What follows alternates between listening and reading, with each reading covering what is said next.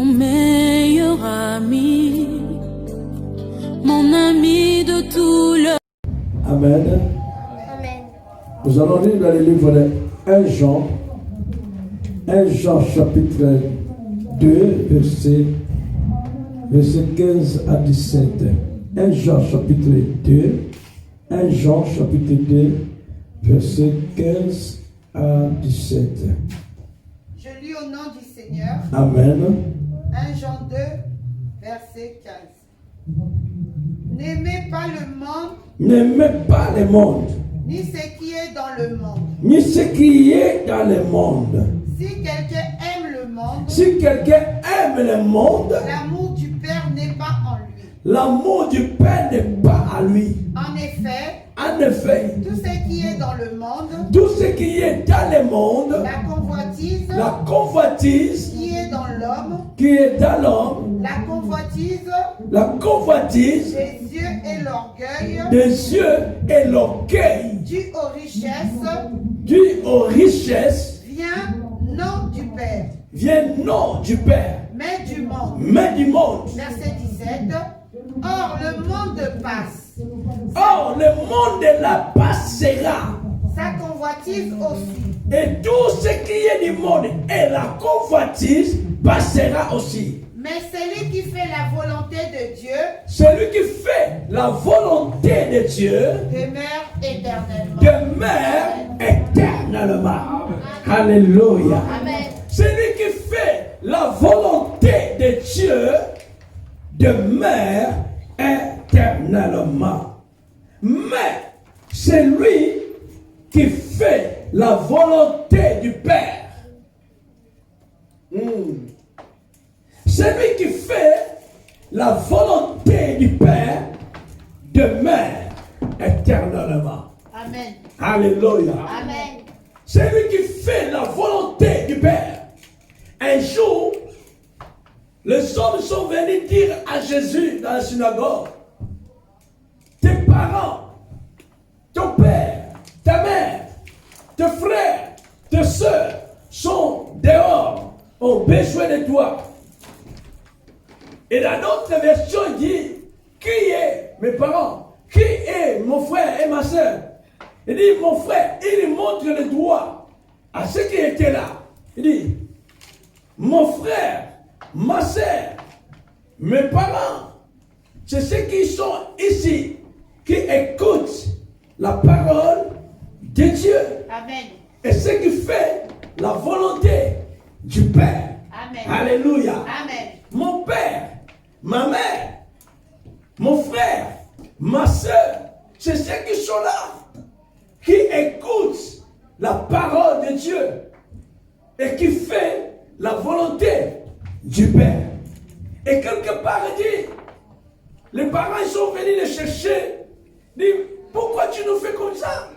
On te cherche. Il dit, l'heure est venue que je m'occupe les affaires du Père. Amen. Alléluia. Amen. Que je m'occupe les affaires de mon Père.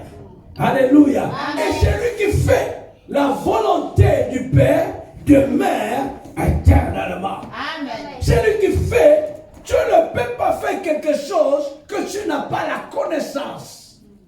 Amen. Amen. Celui qui fait la volonté. Donc on dresse directement à celui qui connaît la volonté du Père. Et quand il fait, il demeure éternellement. Mais quand il ne fait pas, il ne demeure pas éternellement. Amen. La Bible me demande, la Bible me dit, c'est lui qui fait la volonté de Dieu. Mais moi, je ne connais pas la volonté de Dieu. Donc, quelque part, il parle de connaître la volonté de Dieu. Pour bien faire la volonté de Dieu, il faut connaître quelle est la volonté de Dieu. Amen. Amen. Pour faire la volonté de Dieu. Parce que le fait de faire la volonté de Dieu, c'est là qu'il fera que tu demeures éternellement. Amen. Amen. Amen. Le fait de faire, d'accomplir la volonté de Dieu. La Bible dit ceci. Dans le livre de Jean, Jésus a dit, ma nourriture, c'est de faire la volonté de celui qui m'a envoyé et d'accomplir son œuvre. Amen. Amen. Amen. Ma nourriture, Jésus il appelle ça sa nourriture. Amen. Amen. Il appelle ça sa nourriture. Quelque chose il aime bien. Et chacun de nous a des choses qu'on aime bien manger. Ah, ça c'est ma nourriture préférée. On ne dit pas, ça c'est ma nourriture, j'adore. Parce qu'on n'adore pas la nourriture. Ceux qui adorent la nourriture, ceux qui adorent des habits, ceux qui adorent des voitures, ceux qui adorent des maisons, c'est l'abomination. On adore que Dieu. Il est digne d'être adoré. Amen. Jésus est digne d'être adoré. Amen. Le Saint-Esprit est digne d'être adoré. Amen. Mais il y en a des gens qui disent, j'aime cette nourriture, j'adore. J'adore ce repas. On n'adore pas les repas. On n'adore pas la maison. On n'adore pas des voitures. On n'adore pas le travail. On n'adore pas l'école. On l'aime. J'aime cette nourriture. J'apprécie. J'aime cette modèle de voiture. J'aime le plan de cette maison. C'est normal. Mais quand il s'agit d'adorer, oh, l'adoration appartient à Dieu. Amen. Alléluia. Amen. L'adoration appartient à Dieu seul. Digne d'être adoré. Le Dieu d'Abraham, le Dieu d'Isaac et de Jacob. Et Jésus dit, ça c'est ma nourriture. Quelle était sa nourriture? C'est la nourriture, dit, ma nourriture c'est de faire la volonté de celui qui m'a envoyé. Amen. Je suis venu sur la terre. Bien-aimé, écoute, je suis venu sur la terre. Je suis oint. Il m'a oint. Il m'a qualifié. Il m'a consacré. Il m'a envoyé pour annoncer la bonne nouvelle. Guérir les malades. Libérer les captifs. Délivrer les prisonniers. Annoncer l'année de grâce. Amen. Ça c'est ma nourriture. Ça c'est la volonté de Dieu. Je suis venu faire la volonté de celui qui m'a oint. Amen. Je suis venu sur la terre accomplir, faire la volonté de Dieu et accomplir son œuvre. Amen. Et celui qui fait la volonté de Dieu, pour faire la volonté de Dieu, tu dois connaître la volonté de Dieu. Quelle est la volonté de Dieu pour ma vie? Quelle est la volonté de Dieu pour notre vie? Quelle est la volonté de Dieu pour son œuvre? Quelle est la volonté de Dieu pour ma famille? Quelle est la volonté de Dieu pour mon foyer? Quelle est la volonté de Dieu pour la vie de mes enfants? Quelle est la volonté de Dieu pour cette nation? Quelle est la volonté de Dieu pour ce monde? Pour faire bien les choses, il faut connaître bien les choses. Celui qui ne connaît pas ce travail que chacun fait dans la vie, il ne peut pas bien le faire. Celui qui ne connaît pas bien son travail, il ne fera pas aussi très bien. Parce que lui-même, il ne connaît pas ce travail. Il le fait parce qu'on a dit de le faire. Donc il ne fera pas ça très bien. Mais quelqu'un qui connaît ce travail et qui a l'expérience dans ce domaine, il fera ça aussi très bien. Parce qu'il connaît le travail en question. Et la Bible dit, si tu sais bien faire et tu ne le fais pas, c'est péché. Donc c'est comme que tu es maçon, tu as l'expérience dans les maçons, tu connais bien ton travail et tu ne le fais pas bien, tu as commis un péché. Si tu sais bien faire et tu ne le fais pas, tu as commis un péché. Mais quelqu'un pour bien faire, il doit connaître. Pour bien faire les choses, tu dois le connaître. C'est comme nous voyons dans nos travail, des nouveaux quand ils viennent. Il y a des autres personnes qui remplissent le CV, mais il n'a pas l'expérience. Il n'a jamais fait ce travail. Mais comme il cherche un travail, il est obligé de mettre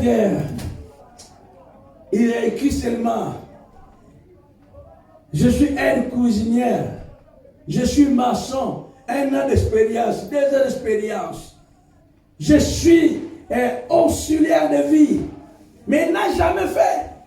Et maintenant, quand on l'appelle pour venir travailler, il demande quelqu'un qui l'a amené. On fait comment? Comment vous faites? Ça se passe comment? Parce qu'il n'a jamais fait ça. Il a écrit seulement dans son CV.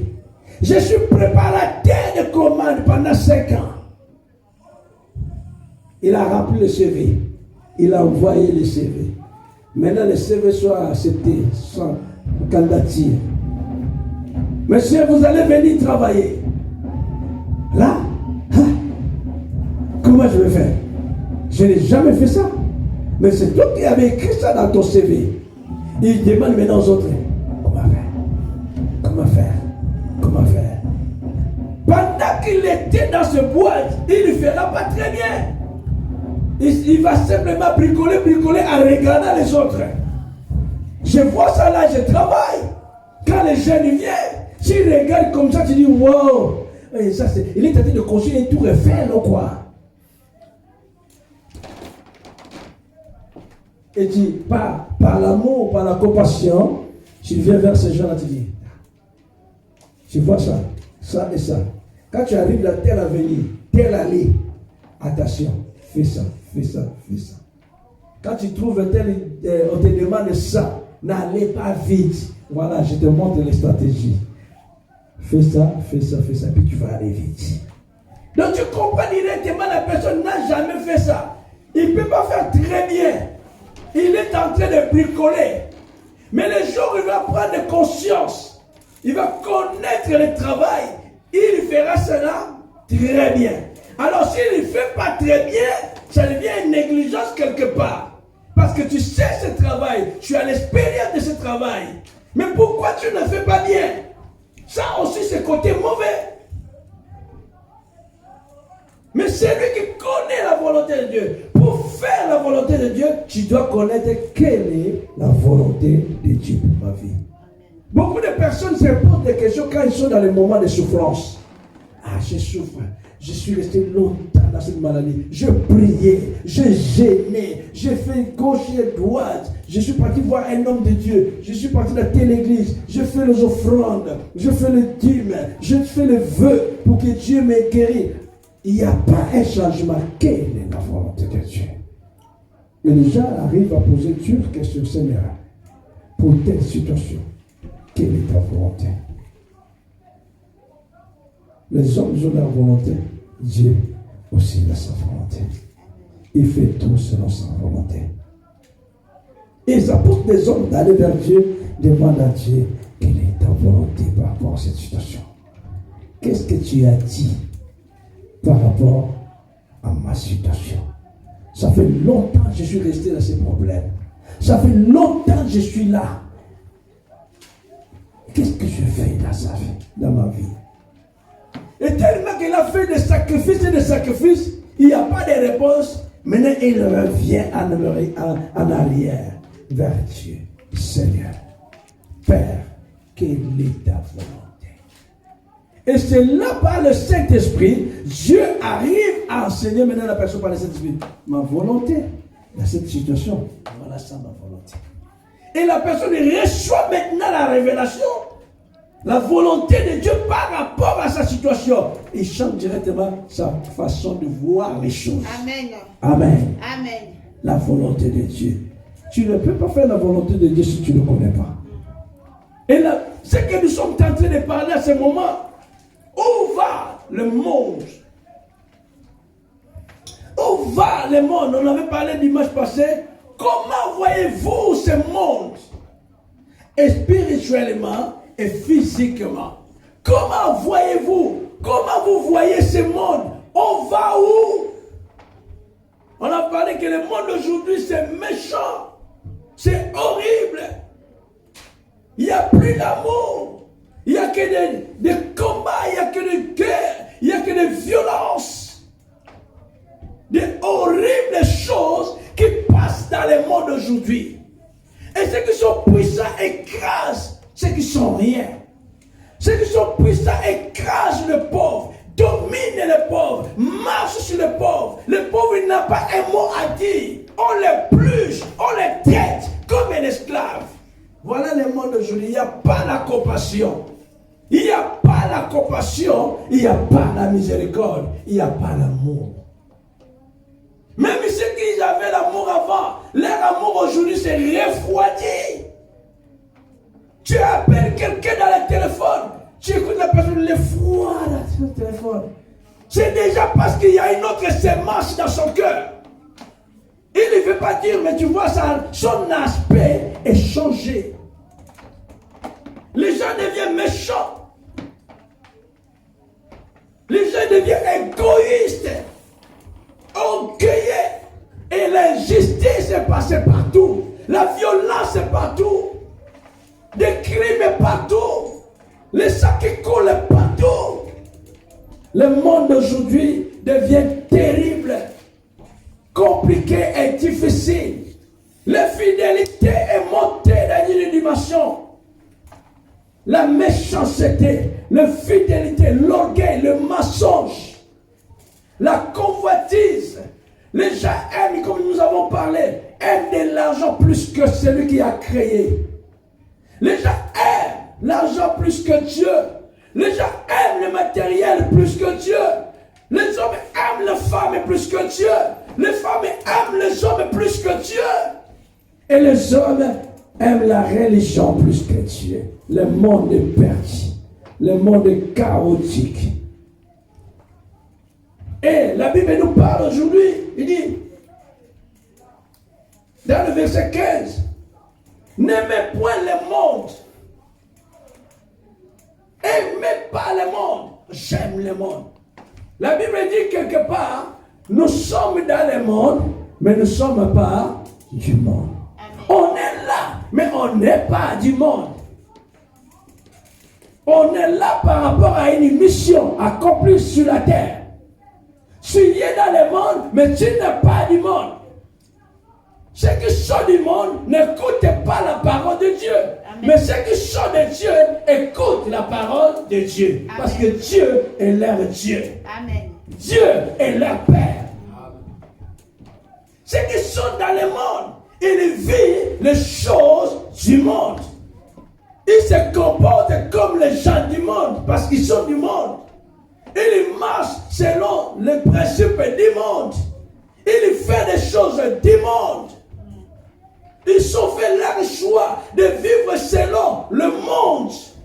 Vivre dans l'alcool, dans la publicité, dans l'adultère, dans la convoitise, dans le drogue, dans la prostitution. Selon le monde. Selon le monde. Il n'a pas besoin d'écouter Dieu. Et il ne connaît pas Dieu dans leur vie. Le crime est partout. Le viol est partout. Les problèmes est partout. Et voilà les maladies est venue. Le problème est venu. Dans tous les quatre coins du monde, il y a des problèmes. Problèmes financiers. Un problème mondial. Le monde est à chaos. Les gens cherchent là, ils vont fuir. Là, ils vont se cacher. Parce que ça devient terrible. On se pose la question, où va le monde? Les divisions dans les familles, les divisions dans les religions, les divisions dans les églises de réveil. On savait qu'il y a une seule église de réveil, et c'est l'église évangélique. Mais aujourd'hui, il y a l'église de réveil et des réformés de réveil. Il y a des catholiques et des catholiques charismatiques. Il y a la guerre des religions. Le monde d'aujourd'hui, ceux qui ont insulté les catholiques, ils se comportent aujourd'hui comme les catholiques. Mais ils sont déjà des réveils.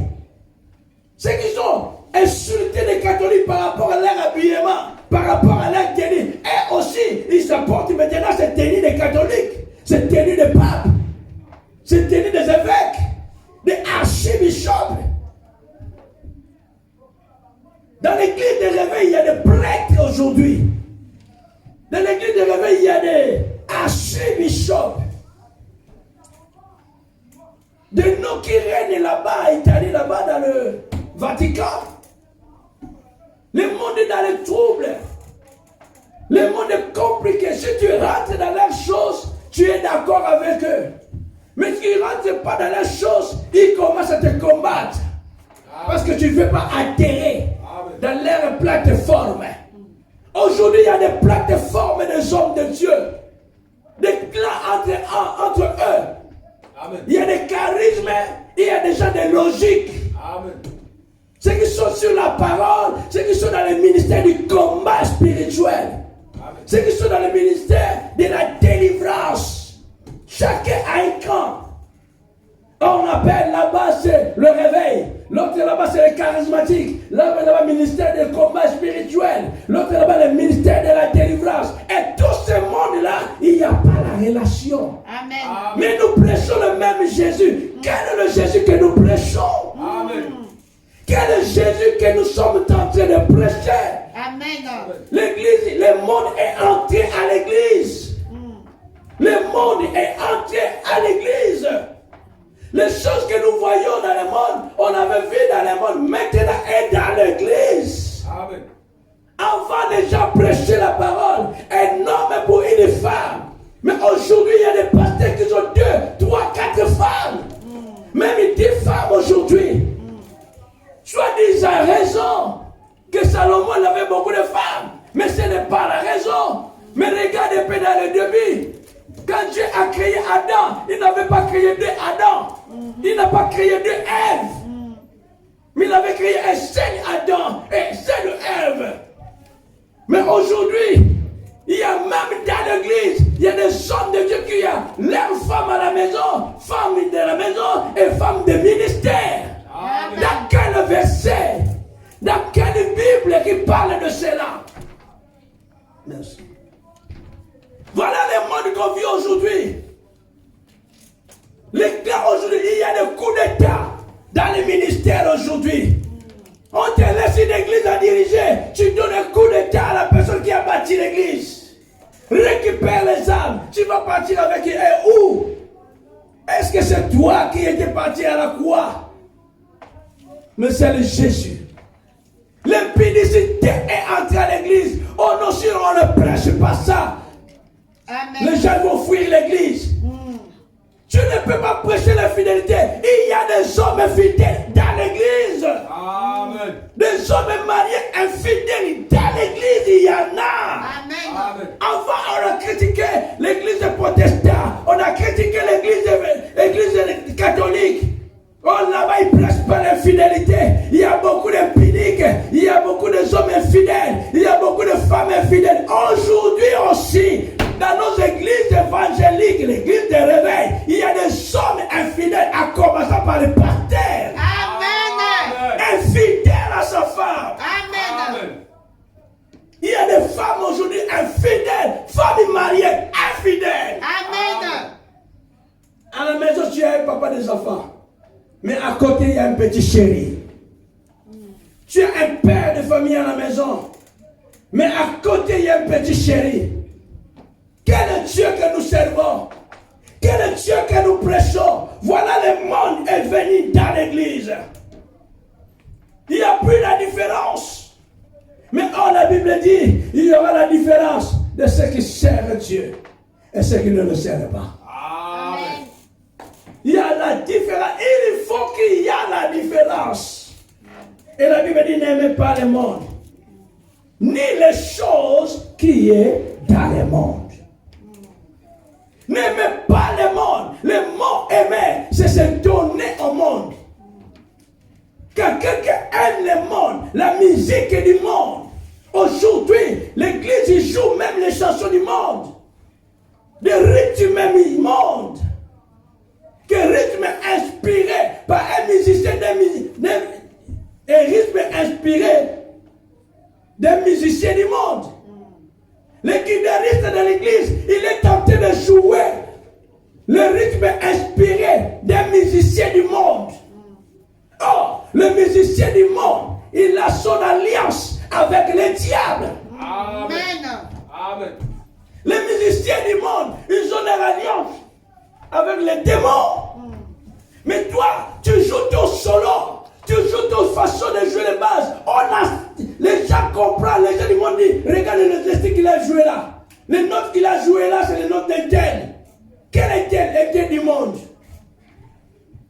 Alléluia. Amen. Jouer l'instrument, poussé par le Saint-Esprit. Tes sons de musique que tu joues, tu sens que le Saint-Esprit t'inspire les dons et t'inspire comment jouer. Aujourd'hui, il y a beaucoup de païens qui aiment venir à l'église seulement dans le moment de louange. Beaucoup de païens, de non-chrétiens. Et l'église aujourd'hui est remplie de non-chrétiens. Tu vois le monde, ils sont beaucoup, mais sont des incrédules. Remplis des incrédules. Remplis des hommes et des femmes infidèles à Dieu. Et les hommes là viennent à l'église parce qu'ils savent que dans les moments de louange, c'est qu'ils jouent des louanges de musique. Ils vont jouer les choses du monde. Ça réveille leur passion. Ça réveille la danse du monde. Et vous allez voir quand le frère va commencer à danser. Quand la scène va commencer à danser, automatiquement tu vois les danseurs d'un tel. Automatiquement tu vois les danseurs d'un tel.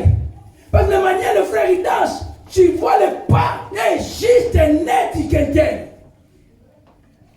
Vous allez attendre le semaine. Les semaines des églises aujourd'hui. Tu écoutes les semaines. Pareil. Les mêmes sons. Les mêmes rythmes. Les mêmes pas que les gens du monde. Cherchez l'inspiration du Saint-Esprit. Le Saint-Esprit peut nous inspirer. Que tu sois en train de jouer ton note, des notes ici. Le Saint-Esprit te donne un son. Et quand tu joues, le son rentre dans le cœur des gens, pousse les gens dans la présence de Dieu, pousse les gens à adorer Dieu, pousse les gens à louer Dieu, en esprit et en vérité. Non que tes musiques révèlent les sensations du monde. Oh, laissez s'habiller comme ça parce que Dieu lui-même va leur changer. On ne juge pas. Mais un enfant de Dieu, il a une façon de se comporter. Il a une façon de s'habiller. On ne vient pas à l'église pour séduire. On vient rendre gloire à Dieu. Amen. Le monde est rentré à l'église. On a laissé tout pareil. On avait dit, le vieux prophète, il voyait le roi dans la Bethel. Le roi vient faire son culte d'idolâtrie dans la Bethel. Le vieux prophète était là. Et le vieux prophète, ses enfants étaient dans l'église, dans le Bethel, uniquement pour voir ce qui se passe. Ce qui se passe à l'église, pour former les pères quand il est absent. Le témoin de l'homme de Dieu, de contrôleur, d'inspecteur. Quand l'homme de Dieu est absent, quand l'homme de Dieu est en voyage, quand c'est votre de Dieu est en voyage, et ils sont là pour guetter, pour voir, pour donner des informations. Parce que l'homme de Dieu va appeler ses amis. Il va appeler ses disciples pour dire, je suis absent, je suis en voyage. Comment c'est passé? Oh voilà, le prédicateur il a dit ça dit dans ton sujet. Le prédicateur il a parlé ça. Le prédicateur il t'a critiqué. Voilà comment il a parlé. Et l'homme de Dieu prend tous ces sujets. Il a ses agents dans l'église. Quel modèle des agents? C'est des agents sataniques ça. Toi tu es parti en voyage, mais tu laisses des agents contrôler les cultes. Tu es servant de Dieu, tu es parti en voyage. L'église, ce n'est pas ton église. On dit l'église de Dieu, la maison de Dieu. Ça veut dire l'église, c'est à Dieu. Amen. On ne fait pas ce qu'on dit quand même, c'est qu'on peut dire. Tu dis dans ta bouche, ça c'est la maison de Dieu. Mais quand tu pars en voyage, tu laisses tes agents. Contrôlez bien. Contrôlez nos offrandes. Quand ils vont compter nos offrandes, il faut toi qu'ils soient là pour voir l'action de grâce, pour voir les enveloppes d'action de grâce et l'action et de dire. Mais tu es en voyage. Si tu voyages dans mission, si tu voyages des affaires, continue ton alignement, continue ton voyage. Laissez ceux qui sont restés à l'église, continue l'église. C'est nous le Saint-Esprit qui va les respirer. Et le vieux prophète, il a laissé ses enfants pour voir ce qui se passe à l'église. Et quand ils ont vu un homme est venu à l'église, Un jeune prophète est venu à l'église. Il a prophétisé, il a déclaré des paroles. Et le jeune, il a sorti, ils sont partis dire à leur père, Père, toi tu n'étais pas là. Un jeune qui est venu là, waouh, quelle onction, quelle puissance. On va faire un plat pour les détruire. Amen. N'aimez pas le monde. Celui qui aime le monde devient ennemi de Dieu. La Bible dit cela. Celui qui aime le monde et les choses du monde, il devient ennemi de Dieu. Le mot aimer, c'est donner. Tu aimes le monde, tu te donnes au monde, tu vis comme au monde, tu te comportes comme les gens du monde, tu t'habilles comme les gens du monde. Tes couples là aussi, parce que tu as vu un star américain, il fait ça. Un star américain fait tel couple. Rihanna, c'est qui? Et tu viens, tu deviens Rihanna de l'église. Oh, je vais chanter comme l'autre là. Je vais chanter comme Céline Dion. Céline Dion, il fait sa vie. Toi, tu es un enfant de Dieu. Chante selon la voix que Dieu t'a donnée. Amen. Alléluia. Amen. Voilà ce qui se passe. Le monde devient compliqué. Les gens commencent à chercher la puissance dans le monde. Tu as besoin, les amis, viens à l'église. Tu as besoin de renommée. Tu as besoin que le monde puisse te connaître, que le serviteur de Dieu puissant, connu dans le monde entier. On est de chercher la puissance auprès du Saint-Esprit, mais tu cherches la puissance sur le féticheur. Un féticheur est pauvre. Un marabout pauvre sans papier. Tu vas aller chez lui. Tout ça pour avoir la puissance pour opérer le miracle. Mais la Bible dit, je vous ai donné le pouvoir. Je vous ai donné l'autorité de marcher sur toute la puissance du monde éternel. Amen. Alléluia. Amen. Il nous a donné le pouvoir, la puissance du Saint-Esprit. Amen. L'Esprit supérieur est dans notre vie. Amen. L'Esprit supérieur est sur nous. Amen. Mais les hommes de Dieu aujourd'hui, les servants de Dieu aujourd'hui, ils partent chercher le féticheur pour avoir la puissance de guérison. Amen. Mais la puissance est en Jésus. Amen. Et c'est là qu'on arrive. D'autres commencent à faire n'importe quoi à l'église. Oh non, pour ta délivrance, il faut te déshabiller. Pour ta délivrance, on va te laver. Attends. Une femme comme ça, une dame comme ça, tu vas les laver? Un homme comme ça, cet homme comme ça là? Pour sa délivrance, tu vas déshabiller un homme pour le laver? Toi, un homme de Dieu, toi, une servante de Dieu, qu'est-ce que tu cherches?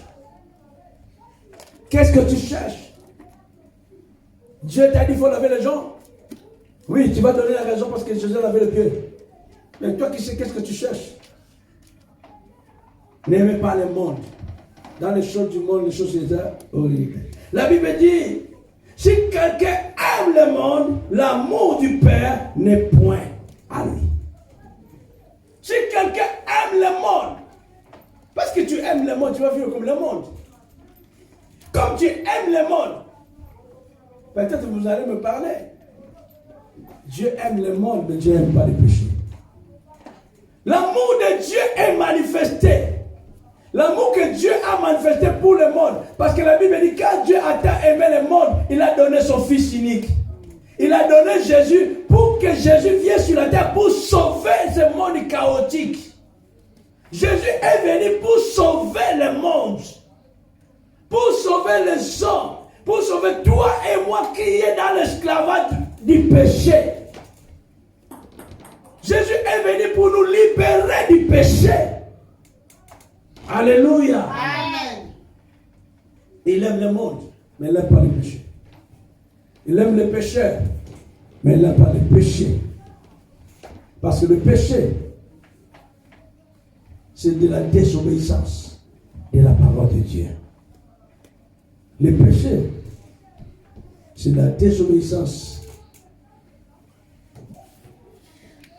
de la volonté divine.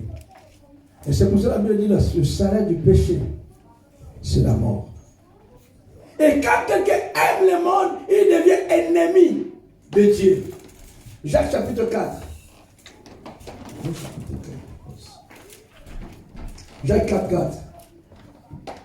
Jacques 4, 4. Je lis au nom du Seigneur. Amen. Adultères que vous êtes, a dit tel que vous êtes. Ne savez-vous pas que l'amour pour le monde est synonyme de haine contre Dieu? Recommence encore là. Adultère que vous êtes. A dit tel que vous êtes. Ne savez-vous pas que l'amour pour le monde L'amour pour le monde est synonyme de haine contre Dieu? Contre Dieu. Vous ne savez pas que l'amour que vous avez pour le monde, beaucoup contribuent beaucoup pour le monde, hein? Parce qu'il aime le monde. Pour le monde, il contribue. Pour le monde, il peut payer 200 €, 300 € pour les concerts du monde. Il peut payer 300 € pour une tribune de football. Aller dans le match de Paris Saint-Germain pour être à une tribune, on dit le prix c'est 300 €. 100 €, il paye pour être là, pour participer à ses loisirs. Mais quand il vient à l'église, il donne 1 centime. Quand il vient à l'église, il donne 10 centimes, 20 centimes, 1 € en offrande. Mais pour aller regarder le film, c'est combien payer à cinéma? Combien les gens payent? Combien les gens contribuent? Demande les gens aujourd'hui, ce qui fait le don dans les choses du monde. Demandez de payer pour l'église. Ils vont tourner directement le dos. Les gens contribuent pour les choses du monde parce qu'ils ont l'amour pour du monde. Quelqu'un prend son argent, il donne un star, il achète des habits chers pour donner cadeau à un star du monde. Mais combien tu donnes à Dieu? Tu prends l'argent, tu donnes à un copain dans le monde, un monsieur dans le monde, une femme dans le monde. Mais combien tu donnes à ton père? Combien tu donnes à tes parents? Combien tu donnes à ton frère? Combien tu donnes à ta soeur? Et combien tu donnes à l'église? Les gens qui aiment l'amour qu'ils ont pour le monde, il devient synonyme de la haine contre Dieu. Imaginez que tu as la haine contre Dieu, comment tu vas vivre? Dans le second Dieu, l'amour du monde est inimitié contre Dieu. Celui donc qui veut être ami du monde se rend ennemi de Dieu. Sera ennemi de Dieu. Oh bien-aimé, celui qui nous écoute, tu veux être ami de Dieu ou un ennemi de Dieu? Est-ce que tu veux être un ami de Dieu ou un ennemi de Dieu? Parce que celui qui est un ami de Dieu, celui qui aime Dieu, celui qui se donne à Dieu, celui qui obéit à Dieu. Jésus a dit, je vous appelle plus serviteur. Je dirais, Amen. Jésus est mon ami de tous les jours. Amen. Amen. Celui qui aime le monde, il contribue dans les choses du monde. Combien de personnes, de producteurs qui produisent les choses du monde, mais dans l'œuvre de Dieu, ils ne contribuent pas. Les gens sont prêts à donner, aller en boîte de nuit, ils payent. Payer l'alcool pour tout le monde, organiser une fête d'anniversaire, dépasser les sous pour que les gens viennent danser. Mais combien tu payes pour celui qui te donne le souffle de vie? Combien? Est-ce que tu contribues dans l'œuvre de Dieu? Même si tu ne viens pas de cette église-là, quelle enveloppe tu donnes pour que l'œuvre de Dieu avance? Pour que l'œuvre de Dieu avance. Deviens ennemi de Dieu, ça devient grave. Beaucoup sont des ennemis de Dieu aujourd'hui. Parce qu'ils aiment tellement le monde. Et quand quelqu'un vient de ennemi de Dieu, il y a toutes sortes de maladies qui viennent à ce monde. Des problèmes qui viennent à ce monde. L'homme il devient ennemi de Dieu, l'homme est séparé avec Dieu. Et quand l'homme pleure, aide-moi, Dieu regarde. La Bible dit dans le livre des gens que nous avons lu, on dit, ce qui est dans le monde, c'est la convoitise des cieux. La convoitise des cieux. La convoitise des cieux. Car tout ce qui est dans le monde La convoitise de la chair. C'est ça en première. La convoitise de la chair. Un jour, Paul a dit, si vous continuez à vivre dans la chair, vous allez mourir. Si vous vivez dans la chair, vivre dans la chair, c'est accomplir les œuvres de la chair. Vivre dans tout ce qui est les œuvres de la chair, dans les Galates chapitre 5, verset 18. L'œuvre de la chair. Galates chapitre 5, verset 18. L'œuvre de la chair. Je lis au nom du Seigneur. Amen. Galates 5, verset 18.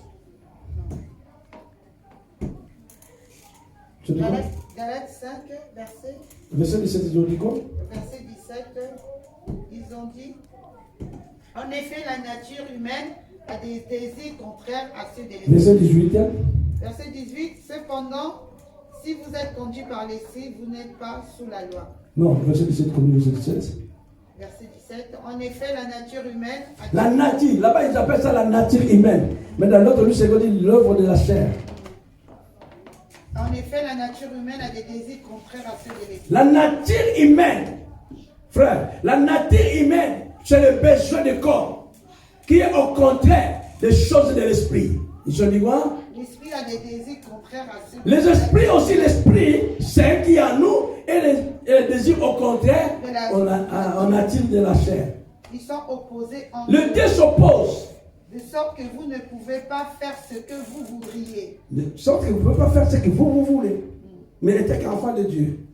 Et les œuvres de la nature, donc Les œuvres de la nature, les œuvres de la chair, sont évidentes. Ce sont l'adultère, l'adultère, l'immoralité sexuelle, immoralité sexuelle, l'impureté, la débauche, l'idolâtrie, la magie, la haine, les le querelles, les jalousies, les colères, les rivalités, les divisions, les sectes et l'envie de meurtre, l'ivognerie, les excès de tact et les choses semblables. Voilà ce qui est dans l'œuvre de la chair. Est-ce qu'il y a quelqu'un de bon dedans? Non. Et tous ceux qui pratiquent, ceux qui sont cités dans les listes de la Bible dit quoi? Ils n'entreront pas dans le royaume de Dieu. Tous ceux qui accomplissent les œuvres de la chair n'entreront pas dans le royaume de Dieu. Peu importe les années que tu as fait dans l'église. Peu importe les années que tu as fait dans l'église. Oh, moi j'ai fait 30 ans dans cette église. Mais quand tu vis dans la chair, la Bible dit, ceux qui accomplissent ces œuvres de la chair n'entreront pas. Et tout cela vient du convoitise de la chair. Le besoin du corps. Il y a aussi la convoitise des yeux. La convoitise des yeux. Ce que tu vois, tu veux avoir. C'est trop dangereux. Tu vois telle voiture, tu dis, waouh, il faut ça. Mais tu n'as pas la possibilité de l'avoir. Donc tout ce que toi tu vois dans tes yeux, tu as besoin. Tu vois une femme, tu as besoin d'elle. Tu vois un homme, tu as besoin d'elle. Tu vois un costume, tu as besoin. Tu vois la robe, tu as besoin. Mais est-ce que tu as les moyens d'acheter ça? Est-ce que c'est urgent? C'est la convoitise des yeux. Mais par le Saint-Esprit, tu peux les gérer. Et beaucoup sont dans l'église. Vous allez voir, frère Etienne, il a acheté 4x4, Mercedes 4x4. Après une semaine, après 2 semaines, vous allez voir une autre frère achète le même Mercedes. Après le frère Etienne, une sœur achète le même Mercedes. Après, l'homme de Dieu lui-même, il achète le Mercedes. Tu regardes l'église, le même Mercedes, la même voiture, c'est la convoitise qui pousse les gens à acheter ça. Oh non, ce moment, les gens roulent avec RAV4. Tout le monde, RAV4. Oh, ce moment, les gens sont dans les Honda 4x4. Tout le monde, Honda 4x4. Oh, mais toi, tu n'as pas d'inspiration, tu n'as pas de goût. Achète ce qui est ton goût. Pourquoi vous voulez toujours les mêmes voitures? C'est la convoitise des yeux. Oh, ce moment-là, les gens mettent tel modèle de basket. Les baskets là coûtent 300 €, 500 €, 600 €. Depuis que toi tu as vu ces baskets, tu n'as pas les moyens d'acheter le basket de 500 € et tu prends l'argent des enfants, tu achètes ton basket. Ah, Daniel a regardé sa mère. Tu prends l'argent des enfants pour acheter ton bijou. Tu prends l'argent des enfants pour faire ton likelema. Comment on appelle ça en français? Tantine. Tantine. L'État a eu pitié de vous. Il dit comme vous ne gagnez pas beaucoup, on va vous aider pour avoir les moyens que vos enfants ne manquent de rien. Mais toi tu prends l'argent, tu mets ça dans ton tantine. Et les enfants ils prennent les limonades et les beignets. C'est un péché. Dans ton pays, il y a la CAF. Depuis que tu es né, tu connais la CAF. Même les enfants, même ils sont nés ici, ils ne connaissent même pas la CAF. Tu connais la CAF? Tu vois? Il est né ici, il ne connaît pas la CAF. Mais toi, tu viens du bled. Tu connais toutes les lois de la CAF pour gagner les sous. Tu connais tout ce qui est. Ça, c'est mon droit. J'ai droit. À quel moment tu as contribué? À quel moment? Maintenant, le soutien des enfants. Père, mère, vous combattez pour ça. Vous combattez. Oh non. Toi, tu avais mangé la CAF du mois de septembre. Moi, je vais manger la CAF du mois d'octobre. C'est votre argent. L'enfant, il n'a pas de basket. Vous achetez le basket là de Auchan. Le basket de 15 € là de Réal. Des bâtards. Si c'est existe des bâtards ici. Mais c'est pitié, c'est misérable. Partagez. Massivement, vraiment. Qui j'attends? Vous avez des bijoux que vous avez achetés pour l'argent de la CAF. C'est ça qui vous a cause des problèmes. Le mari n'a pas acheté les bijoux de l'argent de la CAF. Toi, tu as déjà acheté. Maintenant, le mari aussi, il attend son tour de manger la CAF. La CAF, ils sont troublés. Les janvier fait, les janvier à moins de mai. L'argent de la CAF, il passait dans le compte de la dame. Mais il ne comprend rien, le compte est changé. Monsieur est venu à la CAF. Mais je suis venu parce que nous avons changé le compte. Maintenant, l'argent va passer dans mon compte. Oh! Non, parce que c'est son tour. Il faut comprendre. C'est son tour de recevoir la CAF. La femme achète le terrain au bled. L'homme, il ne sait pas. L'homme, il n'est pas au courant. L'homme, il achète le terrain au bled. La femme, il n'est pas au courant. Mais l'argent, tu as acheté le terrain. Tu as trouvé ça où? L'économie de la CAF. D'autres sont devenus des banquiers. Voilà, la convoitise. Tu veux ce que tu vois dans tes yeux. Et si tu vois seulement les yeux, ça qui tu pries. On dirait, je ne sais pas qui a valé un truc qui était gros. Les yeux restent là. Depuis que tu es rentré dans ce magasin, tu sors pris. Tu fais de tout côté de lait, mais tu reviens toujours là que tu avais vu la robe. Tu fais de tout côté des chaussures, tu reviens là qu'il y avait le costume là. Est-ce que c'est urgent? Il y a des choses importantes et urgentes. Mais il y a des choses importantes, mais n'est pas urgent. La convoitise des yeux. Que Dieu vous bénisse. Je finis là. Amen.